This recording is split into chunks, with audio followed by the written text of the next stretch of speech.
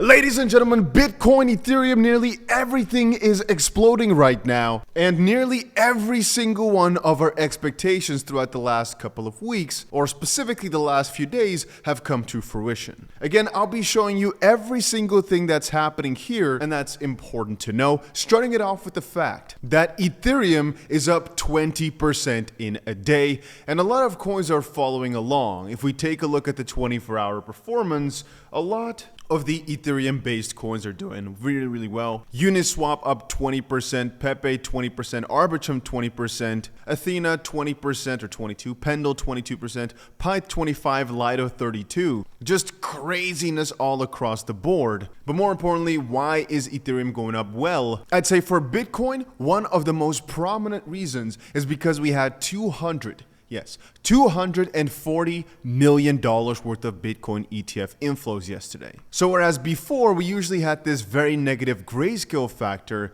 that's now been taken out. And with Ethereum, we were talking about this breakout for a very long time. It finally happened for the most part because Ethereum spot ETFs, of which the first decision is going to be made in about 48 hours, has now completely changed. The paradigm completely shifted. Right now, the expectation has gone from probably denied to probably accepted. There are a couple of phases to that, but we are expecting Ethereum ETFs to come very shortly now, which obviously greatly pumped the prices. This is basically what prices looked at right now, like 20 minutes ago. And as you can see right here from the charts or from the overviews, Ethereum is pumping. But Bitcoin also at 71. So one of the main factors is, like I established before, that Bitcoin had to whoa, almost choked on myself right there. Pause for a second. Anyway, the Bitcoin had to take out the 67 point something thousand dollar level. We established that for a good while. And like we said before, the moment it does is going to be a pretty quick move towards 72. And I'd say it almost perfectly got there.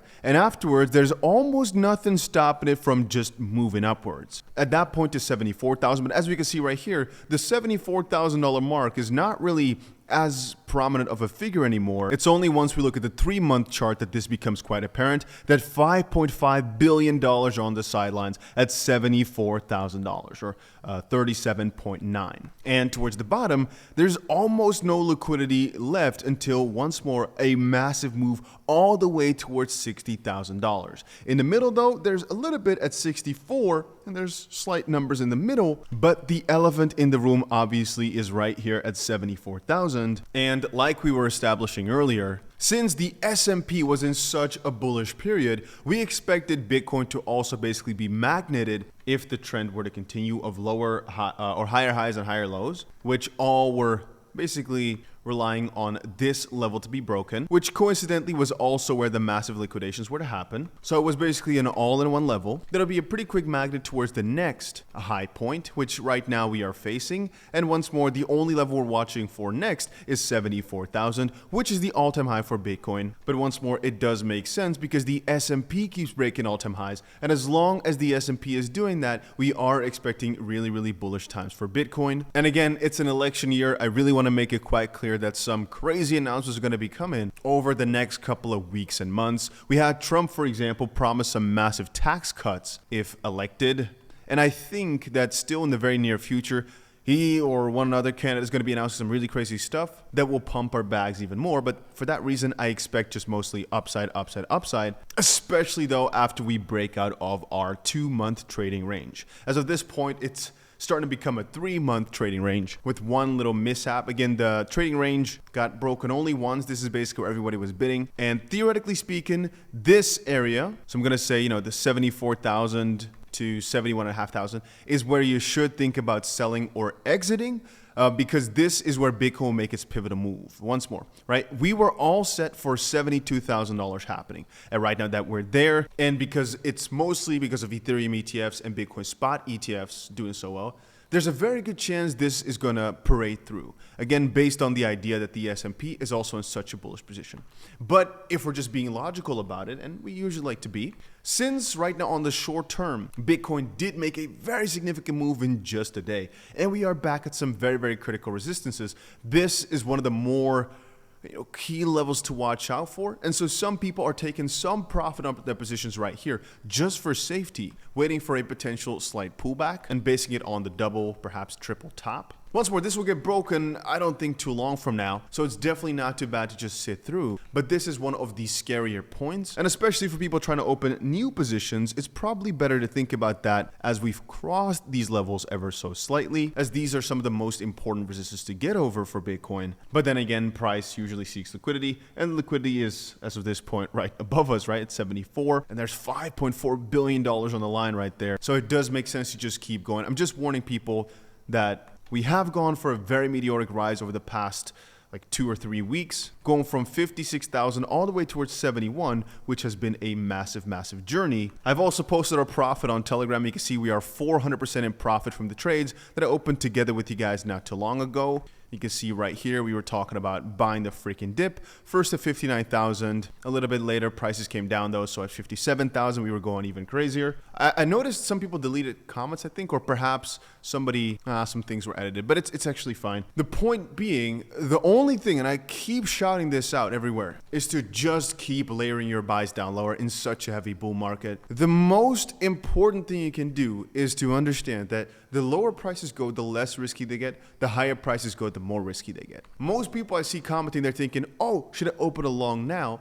No, we've been talking about opening longs for the past couple of weeks, up until like a week or a week and a half ago. So right now what we're looking for is for another dip, another little fall down. And what we're talking about here is just for everybody that was with me here throughout the last couple of weeks on whether or not you should keep the position open, whether or not you should let your shorts take over here to potentially catch this wave towards the downside. But in my opinion, there are too many bullish indicators suggesting that we're going to break through and are going to be setting a move for 74,000 again throughout the little period here afterwards, that I'm too afraid to open up massive shorts here. The only thing I'm thinking is perhaps to lower some of the risk, because again, these are some of the most critical levels we have ever seen for Bitcoin, and it's also 71,000, so it's relatively high. But most of my friends, what we're looking for is a massive move, a significant bunch above these previous tops. I've seen some people say roughly 79,000 to basically confirm the next big move for Bitcoin is in, and that is going to be pushing through this time around. All I'll say is over the past couple of weeks, I've been sharing with you guys so many videos saying just accumulate, it doesn't really matter. Just accumulate, it doesn't really matter. Right now though, it seems that Ethereum is set for a really great course. If we're comparing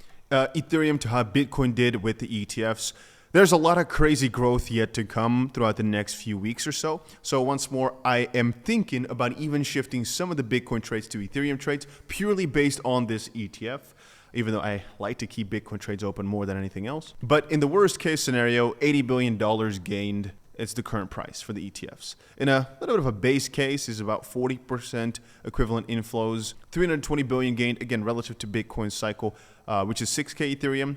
If it gets the same, 8 to 9K Ethereum. If it's really, really bullish and we get double the inflow of Bitcoin, $1.6 trillion gained is $16,000 to $20,000 Ethereum. I don't have to say more except for that would be crazy. And at some point in the near future, Bitcoin's dominance has to start falling in a similar fashion like how the Ethereum Bitcoin chart right now found a bottom. We talked about this a while back, and actually it was slightly different than I anticipated the way this moved. But eventually we have to shift over to altcoins. It's just the logical part of the cycle. Maybe right now is not that time yet though. We will see very, very shortly here. Damn, what a crazy time, huh? Once more, over on my main channel, I also posted a video about the cycle yesterday, and it said, well, it seems like we're ready for super cycling in the bull again, but I just mostly hope you guys are all dialed in and ready to go. If you're still looking for a crypto exchange, you might want to check out Bybit. I've left a link down below. It's the exchange I'm personally using. You can get upwards of $30,000 in deposit bonuses, or you might want to check out DeepCoin and use a VPN if these other exchanges doesn't work for you. But yeah, again, link down below, get a little fee discount, get $30,000 for the deposit bonuses, and that's about it.